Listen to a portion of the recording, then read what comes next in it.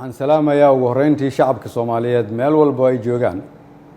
23 February 2017 ayaa la ii magacaabay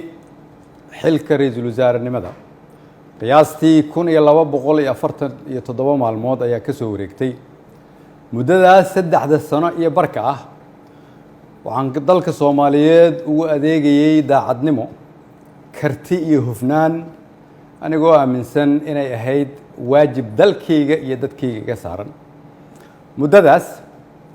xukuumadda iyo aniguba waxaan ku guuleysanay howlo waaweyn waxaa ka mid ahaa inaan dib u habeyn ballaaran oo dhaxalgal ah ku samayno ciidamada qaranka oo maanta soo gaaray meel ay u diyaarsan yihiin inay la wareegaan amniga guud ee dalka inaan dib u habeyn ballaaran ku samaynay nidaamka maaliyadda dalkeenna oo dunidu noo soo istaagtay soo celinay kalsoonidii uu caalamku nagu qabay kuna qabay hay'adaheena dhaqaale oo inoo saamaxday in laynaga cafiyo deyn lagu lahaa dalkeenna muddo dheer dadaalkaasi waxa uu ku dhacay soo jeed iyo iyadoo la geliyey wakhti badan waxaan la dagaalanay musuqmaasuqa waxaan gudbinay shuruucdii ugu badnaa ee xukuumadda ay gudbiso waxaan ku guuleysanay mushaarka shaqaalaha bixinteeda iyo mushaarka ciidanka oo bil walba laga soo bilaabo Janaayo 2017 uu qof waliba qaatay waxaan ku guuleysanay dowlad wanaag iyo amaano waxaan ku guuleysanay annagoo dib u soo nooleynay sharaftii ummadda Soomaaliyeed si loo ilaaliyo dhammaan guulahaas ay xukuumadda iyo shacabka Soomaaliyeed gaareen dhammaan shacabka Soomaaliyeed oo qayb ka ahaa rabana in la sii joogteeyo waxaa lagama maarmaan ah ilaalinta nidaamka awood isku wareejinta dalka oo si dimuqraadi ah u dhacda anigoo gudanaya waajibka arrinkaas iga saaran ayaan xukuumadda faray inay ka shaqeyso in dalku aado doorasho lagana fogaado muddo kororsi oo dhalin kara khalkhal siyaasadeed mid amni iyo mid dhaqaale waxaan ka shaqeynay isu keenidda dowlad goboleedyada iyo dowladda federaalka isugu keenay magaalada Dhuusamareeb si go'aan loo dhan yahay looga gaaro doorashada hadda dalka ku soo fool leh waxaan isku raacnay in la isku soo laabto 15 Agoosto si loo dhammaystiro geedi socodka doorashooyinka dalka inkasta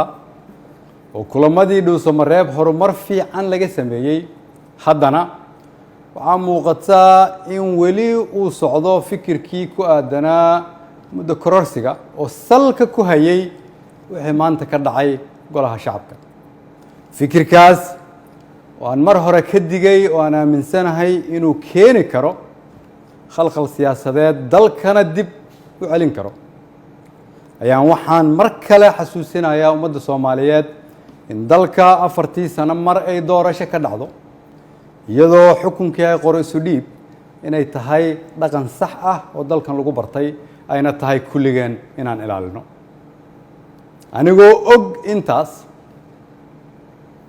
anigoo og in wixii maanta golaha shacabka ka dhacay ay ahaayeen sharci darro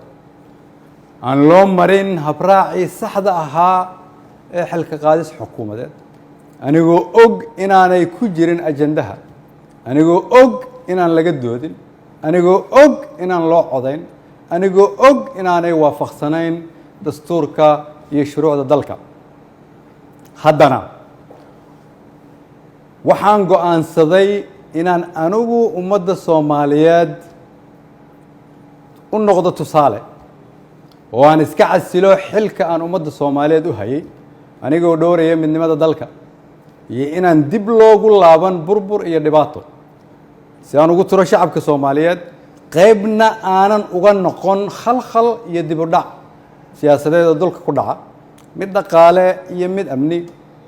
mid bulsho ayaan sida ummadda Soomaaliyeed ugu baratay waxaan u noqonayaa tusaale inaanan marna halkan xukun u joogin laakiin aan u joogay inaan shacabka Soomaaliyeed u adeego waxaan u mahad celinayaa madaxweynaha oo fursad ii siiyay inaan shacabkayga u adeego golahaygii wasiirada oo igu garab istaagay inaan dalkan samata bixino shacabka Soomaaliyeed oo hiil iyo hooba ila garab taagnaa iina ogolaaday inaan soo hor istaago oo aan u shaqeeyo mar walbana garabkayga taagnaa iina hiiliyay waxaan u mahadcelinayaa saaxiibada Soomaaliya oo xilliyo adag iyagana na soo garab istaagay ummadda Soomaaliyeed waxaan u rajaynayaa barwaaqo dalkan rajo ayaan ka leenahay kulligeen dalka ayaa kulligeen inaga weyn cid waliba waa inay aqbashaa in dalka loo turo maanta waa maalinteydii aniga ayaa u turay dalka shacabka Soomaaliyeed meel walba ay joogaan waxaan leeyahay waxaan idinkuga adeegay awooddii ugu sarreysay oo aan awoodo haddii ay wax iga khaldameen waxaan idin weydiinayaa inaad cafisaan wasalaamu calaykum waraxmatullahi wabarakatu